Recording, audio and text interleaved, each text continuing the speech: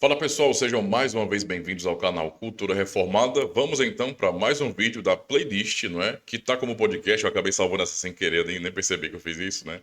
Que é a playlist Batismo Reformado, tá? Então vai ser a conclusão de uma série de artigos, não é? E aí eu vou começar outra série de artigos também sobre batismo nessa mesma playlist. Então será uma série longa, digamos assim. Certo? Sem mais enrolação então, bora pro vídeo.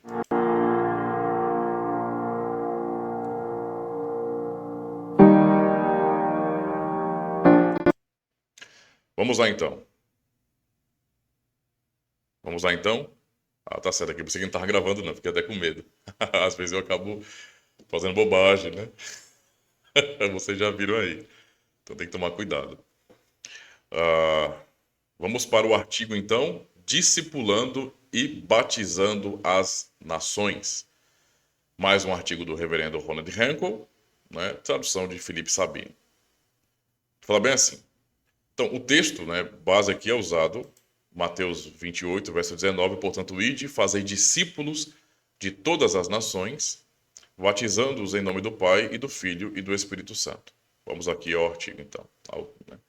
Então, Mateus 28, 19 é a ordem de Cristo autorizando o batismo na igreja do Novo Testamento. Portanto, ide, fazer discípulos, como nós já acabamos de ler. Essa passagem também estabelece o batismo como um ritual universal e não simplesmente judaico, né? Então, isso refere-se à natureza, não é, da aliança renovada, o que nós chamamos de nova aliança, né? A aliança, então, ela dá um avanço, né? Ela se desprende daquelas características mais locais, não é? E alcança a sua maturidade nesse sentido, né? Ou seja, ela se adequa de maneira mais plena à promessa feita a Abraão, né? Todas as famílias da terra, entendeu? Então, é claro que o batismo, né, é compatível com essa nova fase da aliança, não é? E não a circuncisão. A circuncisão não é compatível com a nova fase da aliança. Se fosse, não precisaria de um outro sinal para substituir a circuncisão, não é? Então, isso é importante compreender, certo? Efésios 2 nos dá uma boa base para isso a partir do verso 11. As duas coisas, não é, que desejamos apontar sobre esse importante versículo, no caso, me perdoe, há duas coisas que desejamos apontar sobre esse importante versículo. Ao invés de ser prova contra o batismo infantil, esse versículo é justamente o oposto, uma prova muito forte para ele. Os batistas argumentam que Jesus nos ordena primeiramente a ensinar, fazer discípulos nas nações e então batizá-las. Os infantes, dizem eles, não são grandes o suficiente para serem ensinados ou discipulados e, portanto, não podem ser batizados. Contudo, isso ignora, né, vários pontos importantes. Vamos observar então esses pontos observados aqui de importância, né? Primeiro ponto. Como já mostramos em conexão com Marcos 16, a palavra então não está no versículo. Jesus não diz, ensinais todas as nações e então as batize. Não é isso que está no texto. Isso é um pressuposto, é uma compreensão, é a maneira como batistas veem. Se tivesse, os batistas estariam corretos ao ensinar o batismo somente dos crentes, tá? Se tivesse isso, mas não tem. Então, um ponto aqui a ser observado. Segundo, o versículo fala de nações, não de indivíduos. Isso é um ponto muito importante. É uma expansão territorial, não é simplesmente indivíduos, ok? Na própria natureza do caso, portanto, essas duas atividades de discipular e batizar devem acontecer simultaneamente, ok? Então, lembrando, o versículo não fala de indivíduos, mas fala de nações. Então, na própria natureza do caso, portanto, essas duas atividades de discipular e batizar devem acontecer simultaneamente. Uma pessoa não pode esperar até que toda uma nação seja ensinada antes de começar a batizar, ou não haveria nenhum batismo. Entendeu? Porque o texto não fala de indivíduos, mas de nações. É expansão territorial. certo? Então isso é muito óbvio no texto, né? Mas há irmãos que têm dificuldade de entender isso aqui, tá? A própria gramática do texto é contra a visão batista. O texto deve ser entendido como dizendo: ensinais todas as nações quando batizarem-nas. Ou ensinais todas as nações após batizá-las. Não pode significar ensinar todas as nações antes de batizá-las. A passagem de fato não diz nada sobre a ordem na qual o ensino e o batismo ocorrem. É mais uma vez uma ênfase nos dois artigos anteriores. Não existe uma ordem bíblica cronológica para os acontecimentos de fé e batismo ou arrependimento e batismo. Não existe. O texto não ensina isso. O texto mostra uma ordem de importância, tá? Fé e arrependimento são mais importantes do que simplesmente o ato de batizar. É por isso que aparecem primeiro. Entendeu? É isso aqui, tá? Então, a própria gramática, como é dito aqui no artigo, não é? Acaba sendo oposta a essa visão batista do texto, não é? Que acaba entendendo que primeiro se discipula para depois se batizar. O texto não está dizendo isso. Especialmente porque o texto se refere a nações, tá? Fazer discípulo de todas as nações. O foco é expansão territorial, tá? Então, além do mais, nações incluem crianças, o que é uma coisa óbvia.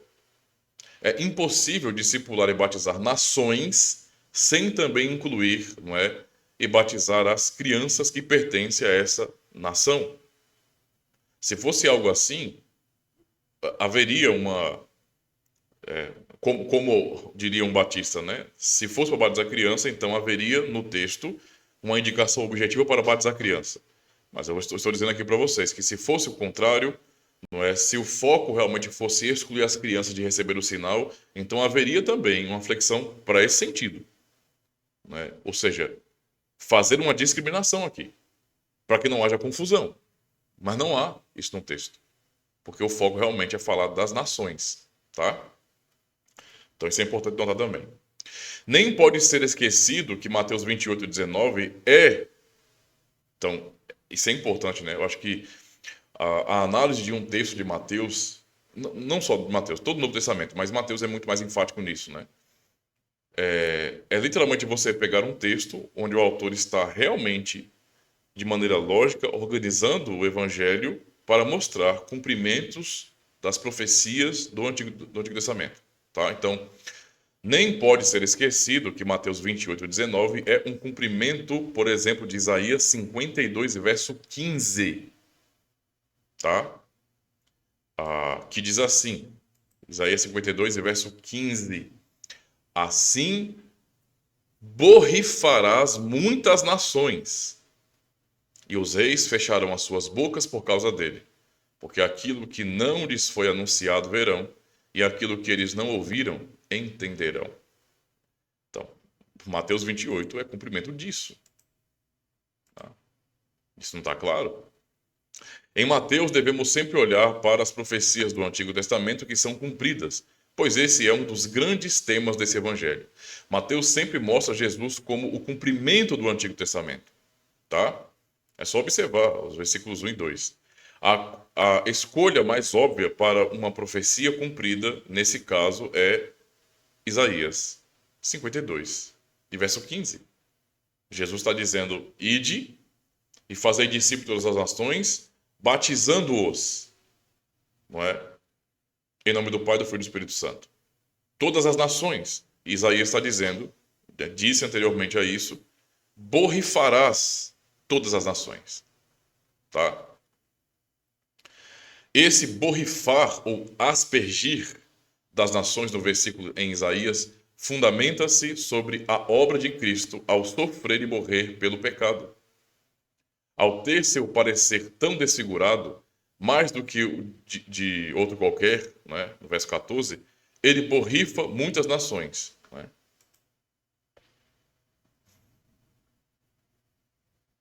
Até o verso 14 fala bem assim, olha. Como pasmaram muitos à vista dele, pois o seu parecer estava tão desfigurado. mais do que o de qualquer outro, e sua figura mais do que a dos outros filhos dos homens. É uma profecia messiânica, tá? Então, Mateus sempre mostra Jesus como cumprimento no Antigo Testamento. Então, mais uma vez, esse borrifar, esse aspergir das nações em Isaías fundamenta-se sobre a obra de Cristo ao sofrer e morrer pelo pecado. Ao ter seu parecer, né, tão desfigurado, mais do que o de outro qualquer, ele borrifa muitas nações. Vemos isso acontecendo no Novo Testamento em obediência ao mandamento de Cristo, de Mateus 28 e 19. E não somente Isaías 52 identifica o batizar as nações com o borrifar, mas por todo o livro o profeta fala dessas nações sendo reunidas para essa borrifação, aspersão, com suas crianças. Quando vêm a Cristo para a aspersão e salvação, eles trazem seus filhos e filhas, e mesmo os recém-nascidos com eles. Então temos aqui Isaías 49, verso 22, que nos diz: assim diz o Senhor, eis que levantarei a minha mão para os gentios, e ante os povos arvorarei a minha bandeira. Então trarão os teus filhos nos braços e as tuas filhas serão levadas sobre os ombros. Existe uma base para Mateus 28 e 19. Tá? Uma base. Também Isaías 60 e verso 4, que nos diz: levanta em redor os teus olhos e vê. Todos estes já se ajuntaram e vêm a ti. Teus filhos virão de longe e tuas filhas serão criadas ao teu lado. Essa aspersão prometida das nações, cumprida na obra salvadora de Jesus Cristo, é retratada e lembrada no batismo. Não por imitação ao catolicismo romano ou por mera tradição, mas em obediência à palavra de Deus. O reformado pratica o batismo infantil. Então, esse é um ponto aqui, tá? Então, eu sei que não são todos os irmãos, pelo menos a maioria, né? Talvez, eu não sei, né? Eu vou dizer que a maioria não, mas pelo menos muitos irmãos batistas, particulares, é claro, não entendem, né?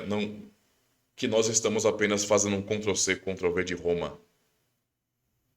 Essa acusação feita por alguns homens notáveis entre os batistas é uma acusação falaciosa e vergonhosa. Eu lamento por esses irmãos. Lamento muito. Porque a razão para batizarmos nossos filhos como reformados é a Escritura Sagrada. Tá? É assim que nós a interpretamos. Aí está a base para, né, batizarmos crianças. Nossos filhos, filhos da aliança, os filhos da promessa. E não o simplesmente repetir uma tradição, né, sem levar em consideração a palavra de Deus.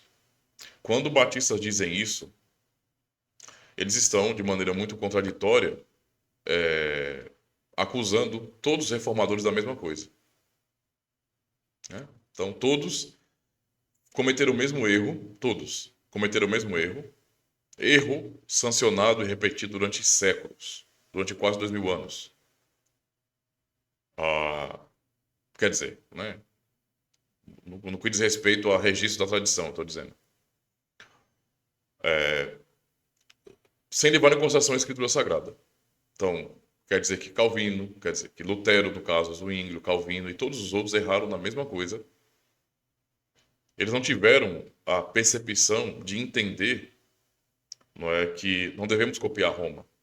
Porque é assim que alguns batistas acabam acusando os reformados. E isso, para mim, é bastante contraditório. Inclusive, na próxima semana, se Deus quiser, eu estarei iniciando na congregação uma exposição das institutas da religião cristã só na parte onde Calvino fala contra a rejeição do pedobatismo, ou seja,